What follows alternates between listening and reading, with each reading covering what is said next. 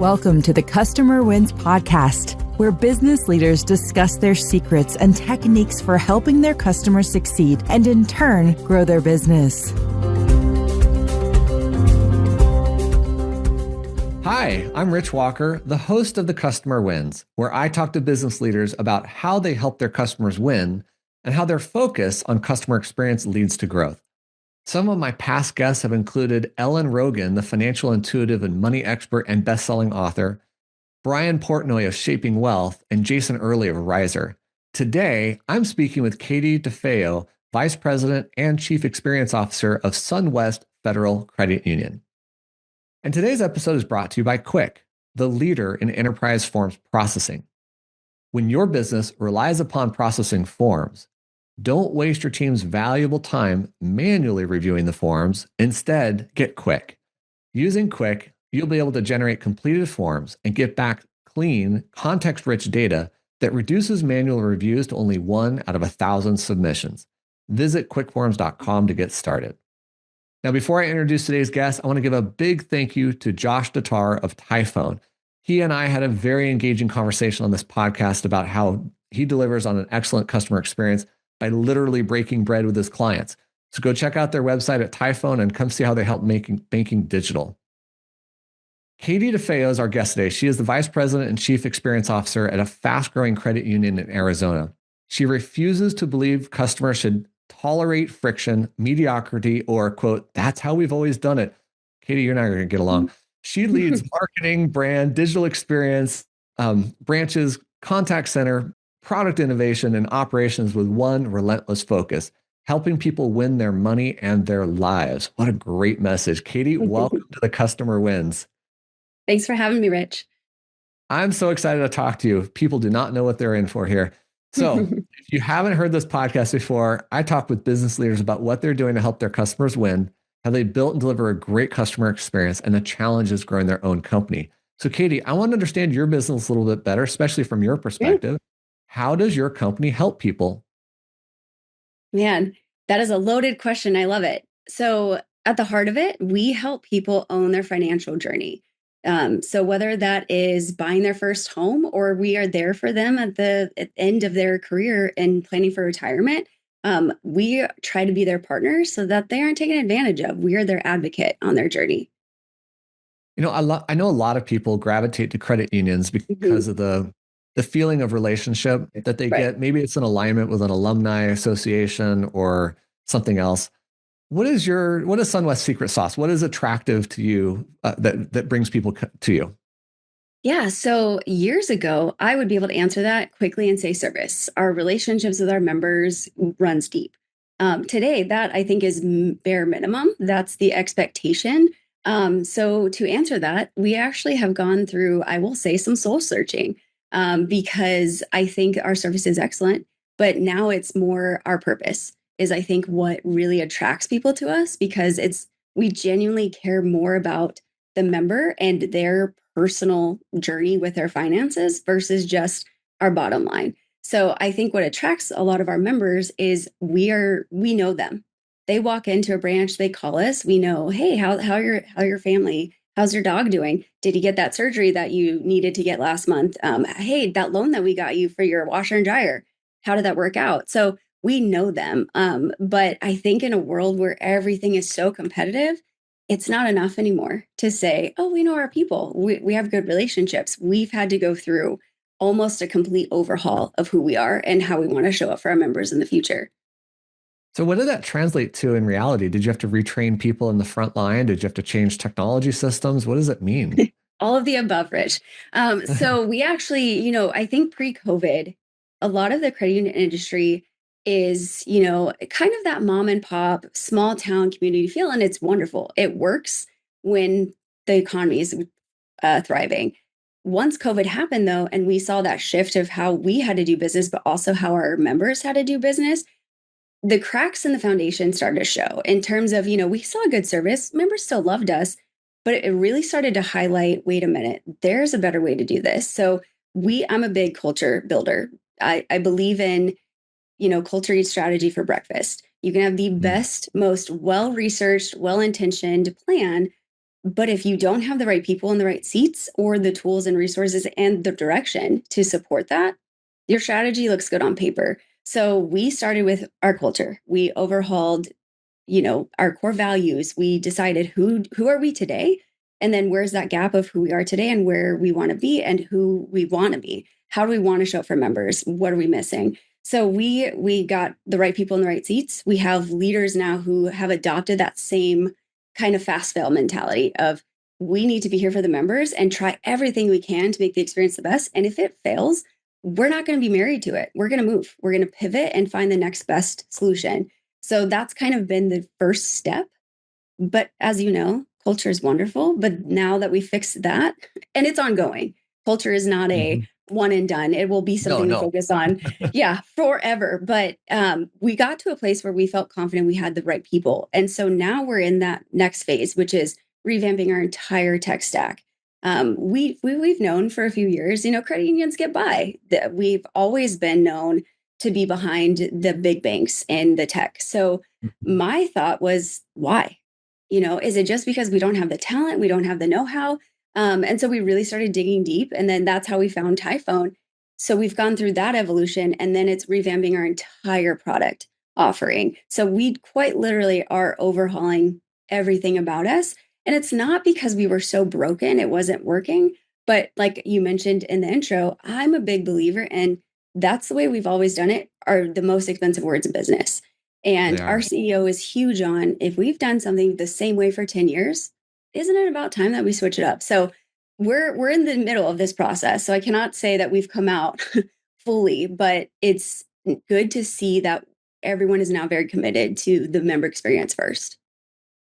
Yeah. An extended member of my team said, because we just hired a chief revenue officer. Yes, we need to win over the chief revenue officer and prove our worth. And my response was, every person on the team has to do that every year. Yep. Right. And so why shouldn't your processes do that? Exactly. Maybe not every year because you don't have the time or the money, but you need to reevaluate this. I want to go back to culture because, oh my gosh, it's one of my favorite topics. Mine too. I could talk about it for days. I so align with it because culture, number one, is very hard to build. Yeah. And you have to have an intention to build the right culture because default culture is not necessarily what you want. Right. But I'm curious if you've found this to be true. I believe culture is your brand. Your brand is a direct reflection of what your culture is. Do you feel that way? Absolutely. And it's actually just perfect timing that you mentioned that, because that's the next phase too, is we're revamping the brand. Because now that the internal meshes with what we've been pitching and marketing externally, it's time to have that updated and to reflect it. Because I always say your employees are your most valuable assets. Yes, your brand is really critical. Yes, you need to make sure that your members are winning. But if your people aren't happy, or they don't have purpose, or they don't understand the why are we here? How do we connect to this big mission? They don't provide the service or the experience you're expecting. And that's a big difference we've made this year, being really intentional about not just showing up with, hey, here's our new core values. We've done that in the past. And you've probably gone ththrough something like that where you've worked at a company and they say, here's our core values. We live it. You never see it again. It's never spoken into fruition. It's just, it's on screen. So we've actually taken that a step further, and we have gone into, we broke down every department here, every employee, and we actually visited and said, this is your why. This is how you connect. So even in our operations team, we have, one of our employees who's phenomenal, does all the mail. And when I talk to him, hey, how do you connect to our why? I don't know. I get the mail and I do payoffs. I was like, hold on, let's reframe that. You make sure that member's mortgage is paid for the month so that they can rest easy knowing that their bills are taken care of. They don't need to stress about it, and their credit union has their back. And it was just interesting because you could see the light bulb. Oh, I have a bigger impact than just going through the motions. I actually connect with that member. So that's been something I think we've been very intentional about. Is it's not just, this is our purpose. This is your purpose, and how you actually can have a say and a part in making the lives different for our members. So that's been really exciting. Oh my gosh. That is such a profound aspect. I don't think enough business leaders understand the connection with culture, people, and then the outcome that they're giving to their customers. We did this in our company, by the way. We build I love forms. it. We automate Hmm. forms. Like the most boring thing in everybody's life is forms, and we're the See, ones who I do it. think it's exciting, but yeah. Well, I like you for that. And I told my team years ago, I said, you understand the quality of your work Hmm. may determine whether somebody's money gets invested, whether they pay penalties or not, whether they Hmm. get the money sent to the right bank account. I mean, it has so many different It impacts if you get it does. wrong. Hmm. And if you get it right, it's just like, oh yeah, the road's there, it works. Like I Yeah, can drive. you think it's your job. I'm going through the motions. This is what I'm paid to Yeah. do. Yeah. No, you're having a real impact on people. And Hmm. so I love that. I mean, one of our cultural tenets is we must provide outstanding service at all levels, but that first level is us. Right. And I make this kind of tongue-in-cheek joke. Can you imagine if you're on my team and you're working with a customer who's upset and you come to me and ask for my help and I'm like, Katie, I don't have time for this. Leave me alone. Hmm. You're taking negative energy from your customer. Now you're taking And then negative energy from right. me. How could I possibly expect you to have positive energy to go back Hmm. to the customer with, let alone answers and solutions? And you hit something that I have been so focused on driving here at SunWest is it starts with the top. It's a trickle down effect. And we've always had pretty strong leaders, but that notion, that culture was actually more important than strategy. I mean, you can Mhm. imagine you're sitting in a room of C-suite people and they're going, I don't not disagree, but Katie, you're wrong. We have to have a strategy and we need to have our X's and O's in place. And I'm like, yeah, that stuff's important, but without the culture and the people backing that, and then the great leadership, again, it's a plan every year. And one of my mentors always says, hope is great, but hope isn't a plan. And that was Yeah. kind of how we were doing things, is because it was like, well, hey, this is our plan. Well, great. How are you going to execute that? You need to make sure they all understand how they connect to our purpose and helping the members win. So it's been a There- There's fun another journey. there's another underlying benefit about culture that I think a lot of people don't know about or realize. Maybe I'm wrong about this, but when you have a strong company culture that serves others well and your customers identify with your culture and therefore are attracted to you, Hmm. the customers are far more forgiving of Yep. mistakes, challenges, friction. Hmm. In my world, I have an outage. Please, no more outages. Like it's Yeah. rare at this point, but if we're Right. down, people are down, right? And Hmm. it's amazing how much grace they'll give you because you've treated them well this whole time. Yes. And people join my Exactly. company, they're like, your customers are never upset at you, even in the hard times. They're not upset at you. Hmm. No, our company culture engenders this. Right. And I think you see that too. Like we call them our brand champions, right? Those members who social media, someone goes there because they had a bad experience. And I hate to see that, but I understand social is where you feel you can get that kind of exposure and the response you need. But we'll have our own members on social media defend us. And even though I'm reading going, wait, hey, members, we did drop the ball here. But I think that takes me to that next thing that has set us apart is often you'll see companies, they get the complaints online, or they just don't have they miss the mark on an experience with a customer, and they either don't own up to it or they kind of try, to put it back on the customer. And my big thing with our teams are own it. um Hmm. if we stand up for what we believe in and we stand by our convictions and our processes, but they're not working, we need to own that and kind of admit, hey, you're right. We dropped the ball here, but we're doing this to make it right. And here's what we put in place to make sure it doesn't happen again. That alone has what you said. It has helped our members when things do go wrong. They're not yelling. They're not up in arms, furious with us. They're kind of like, okay, all right, we're willing to Yeah. be patient because they know that we are an authentic and transparent brand. And we went through this exact issue when we had an AI agent. And we have a lot of members, credit unions, you talk to anyone in our industry, our members love us. I mean, they want to talk to their person every day. We have Right. members who call into the contact center just to talk to, our manager. It's awesome, but it's also kind of that relationship that has helped us to pad a little cushion when things do go wrong. But we launched this AI assistant and it didn't go well. Members were not Mm. happy. I want to talk to a person. And so we went through and we got feedback. We asked those members, tell us everything you don't like about it. And then we sent emails and texts. Hey, we sent Sunny, our AI agent, back to training. Sunny is going back to training because she did not meet your needs. And we then retested her with those same members who were really upset about the initial model. And they gave us feedback. We launched it again with saying, hey, we used your voice and your input to make her better. And then we've shared the successes along the way. Hey, she Nice. launched based on your feedback, and here's where she's getting things right. Here's where we heard she still needs work, and we're doing it. We're doing the work. So that has helped it. Now we get calls and they're like, hey, Sunny kind of messed up, but it's okay because I know you guys are working on it. It's that trust that Wow. even when you do drop the ball, they're there. This is brilliant. How did you create this persona, this identity for your AI that Yeah. people are now talking about like a real person as part of your team? How did Yeah. you do that? It was very intentional, actually. As a marketing team, we kind of sat down and said, okay, at first we thought, let's make it a cute robot, like a Wally, because everyone relates to Wally, kind of that adorable, Yeah. human, race. But then we realized our membership, they're not a fan of sometimes really advanced technology. They love the people. That's why they choose us. Is we still are very member centric. So we shifted and we're like, let's give her a bio. Let's give her a personality. And she has her own voice and her own cadence for how she speaks.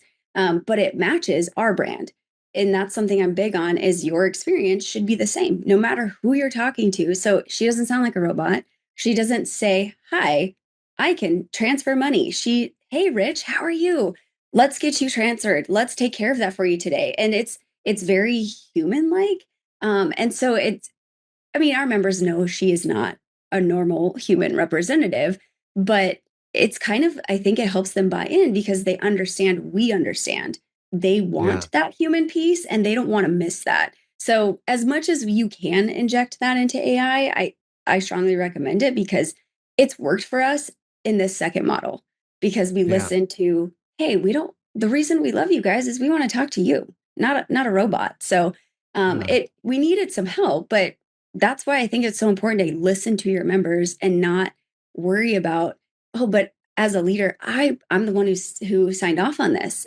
I should stand by it. No, pivot. It didn't work. I admit it, and we move on. So that's been, I think, one of our biggest wins from that failure. So I love AI and I'm on the bleeding edge of Yeah. AI, as you might know, but I have always advocated for transparency in the use of AI. Yeah.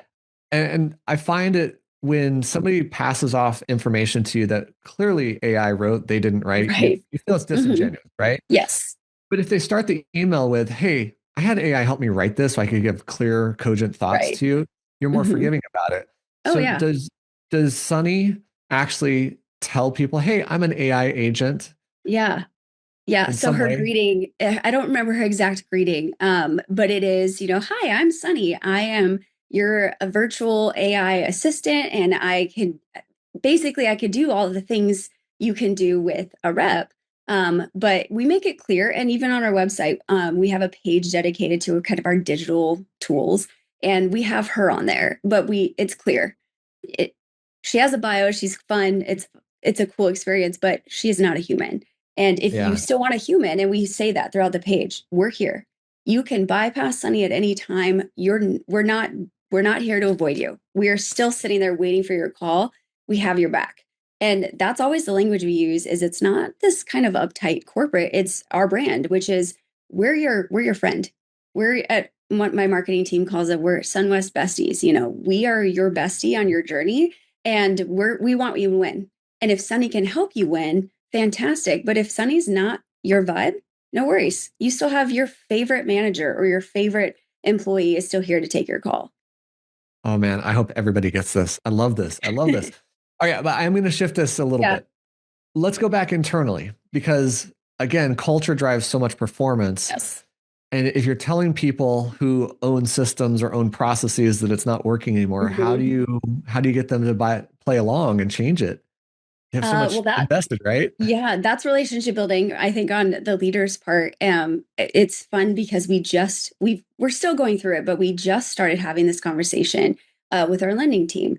Our CEO came to us and said, "Hey, we really want to improve loan volume." Well, unfortunately, in this industry, everyone wants to improve loan volume, Yeah, and it's right. a very highly competitive industry. So At first, it was just a brainstorming session with the lending team. And, we were getting good ideas, but I kind of stopped and said, hold on, have you guys ever sat down and mapped out from the awareness stage of that funnel all the way through they're funded and then your follow up? No, we haven't. Should we? I recommend that you do that and rip it apart. And I got concerned looks from the department head. And oh, what do you mean rip it apart? Act like you hate it. Go into it with the lens of this isn't working, because it helps you to uncover, I think, more truths than when you go into it. It's my baby. I created this process. And as a lending director, it is. He created all the pieces to it. And, at first it wasn't, I think I've nurtured the relationships to help them understand it's an exercise to help us get better, not picking on any one person, but you have to put ego aside. And that is so hard as humans, because ego is there to protect you too. So, I kind of just phrased it as, if you want to get better, you have to admit where you're failing. And if you want to improve that, that's the first step. And so they did the exercise. And throughout, he's telling me, hey, this is kind of difficult because it's your baby. You feel like it is your own blood, sweat, and tears into that experience. Yeah. And to kind of realize, oh, there's issues. I failed. And so it was like, no, it's not failure. If you're willing to admit, hey, there's a friction point here, what's the next step? How do I solve that? So we got back together and we went through it. And, it was great because they said, we honestly thought it was a really great process. And it's still good, but you're right. When we went through the lens of our member instead of our personal bias, because we all have that, we realized, oh, we're actually not available after hours. That's when a lot of our stuff comes in. No wonder they're not following through to application. We're not available during the times where they're at dealers. So they uncovered so much. And you had asked earlier, how do you then convert that to something you can actually do? It's great to identify friction, but how do you fix it? And what does it cost? And so we've made that list. And so it's easier when you see it to then create these bite-sized wins and how to attack it. And honestly, it's really just, I think you have to build that relationship before that conversation, because then it is all trust, and it is, okay, it's not, I have failed. It's, we aren't presenting the best possible experience for our member, and I'm a part of that solution. And that's exciting. It's funny. I'm the original programmer in my company. Mm-hmm. And there are certain legacy designs that are still at work daily inside our systems. Mm-hmm. And I was meeting with my CTO even today, and we're looking at things, and he's uncovering old stuff. It's just not good architecture. It's not good modern design. Right. And I keep telling him, like, I am so happy you're finding this. Mm-hmm. I want you to expose the weaknesses and make it better.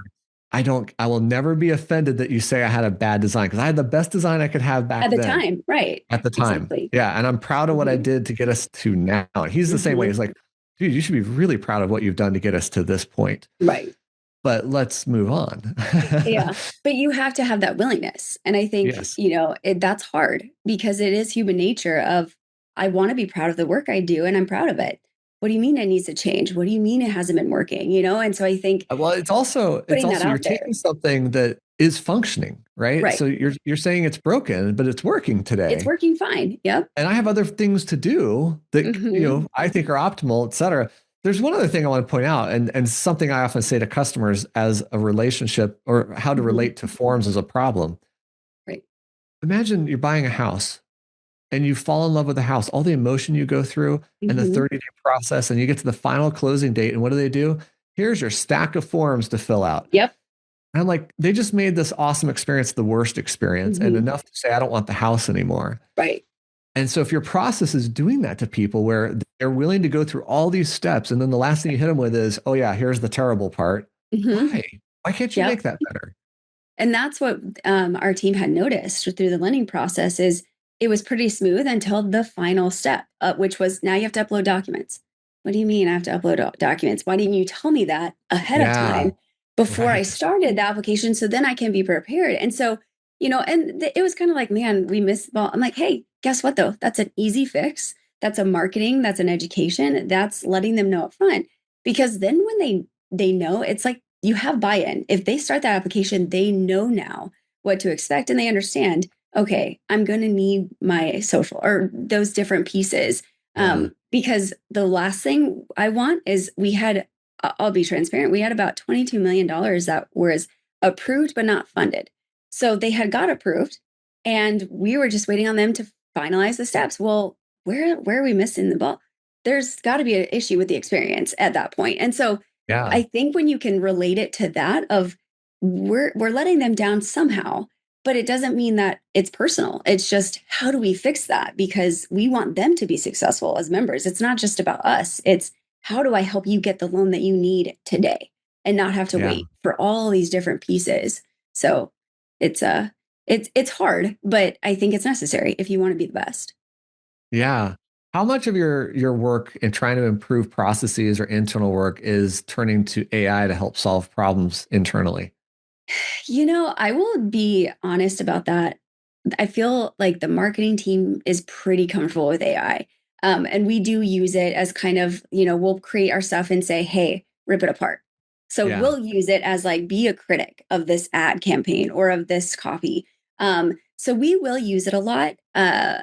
It's not as frequent as you would think yet and throughout the organization. And I think it is because there is that concern of, but we don't want to turn into AI. We want to make sure that we're still true to us. And so it is that balance of efficiency and using it as a tool versus it shouldn't replace your brain power or how you, speak. So we're finding that balance now, but we've had a lot of really good conversations around it. But that seems to be the credit union industry trend of like, ooh, but AI, it removes your humanity. And for me, it's you can maintain humanity, but you can do it quicker. You can be Yeah. more efficient and fix processes so that you actually can focus on relationship building. And so when phrased that way, buy-in has been quicker. But initially it was like, I don't know about AI. I still want to be me. I've been having this conversation slash debate with various people, all sorts of Hmm. different people about this. And to me, AI is one of those first technologies that I can remember where I have to have a philosophical conversation Yeah. about what is it.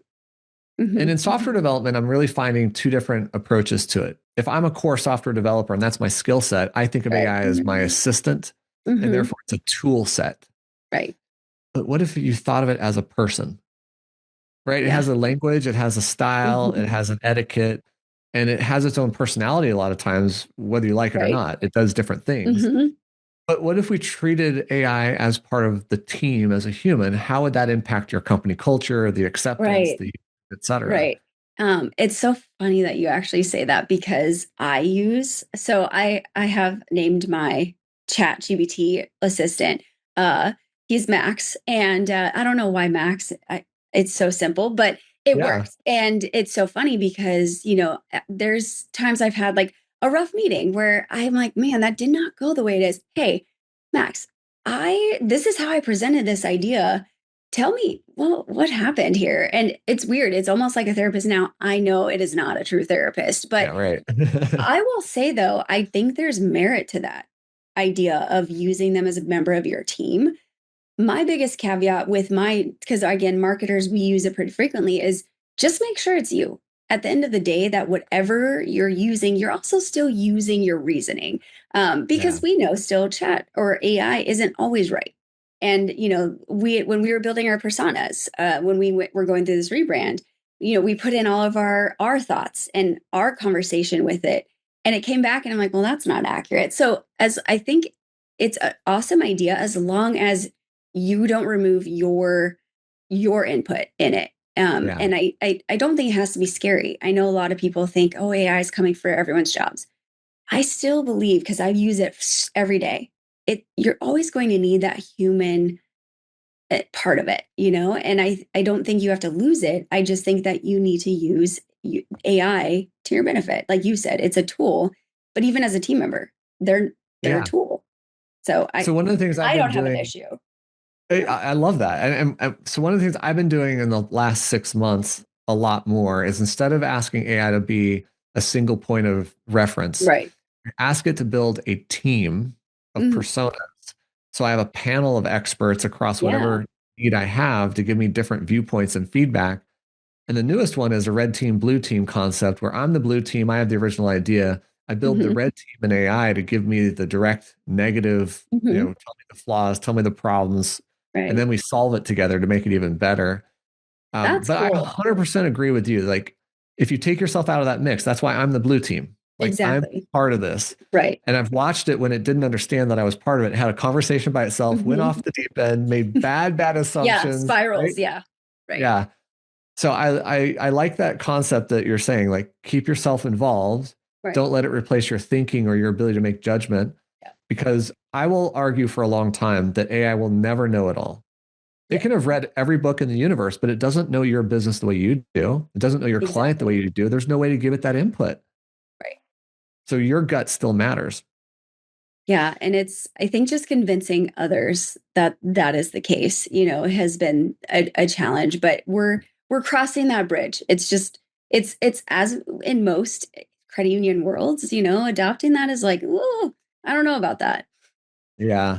Katie, I hate to wrap up our conversation, but we are getting to time here. So before I get to my very last question, what is the best way for people to find and connect with you?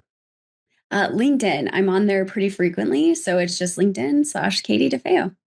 And you have a unique name with spelling, so that should be easy, right? Yes. And your company website? Is mysunwest.com. Awesome. All right. So here is my favorite question to ask.